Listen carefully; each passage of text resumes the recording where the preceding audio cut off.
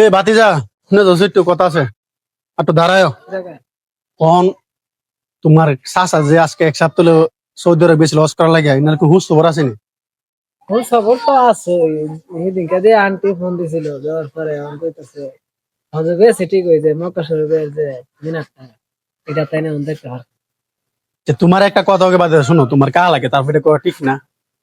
এই মানুষটা তুমি যতই হজ করো তোমার কাজে হবে।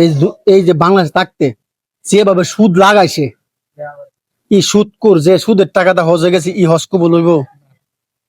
এই যে মিনারটা দেখে না, মিনারটা এই যে সুদের টাকা দিয়ে গেছে।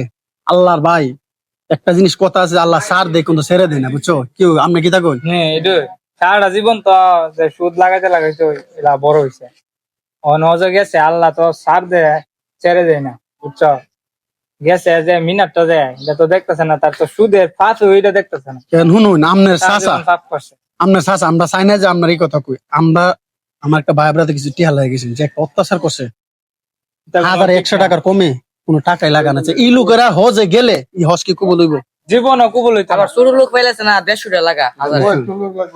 এখন আপনার চাচা গেছে, আমরা তো বিদায় টিদায় লয়ে গেছে, আমরা দোয়া করেছি আল্লাহ এর সুন্দর কষ্ট করে, কিন্তু এখন শূন্য জিনিসটা আমরা নিজে আতঙ্ক হয়েছে কি যে আজকে একটা মানুষ এত কষ্ট করে হজে গেছে, সেই মানুষটা আল্লাহর মিনারটা দেখতে পারতেছে না কেন?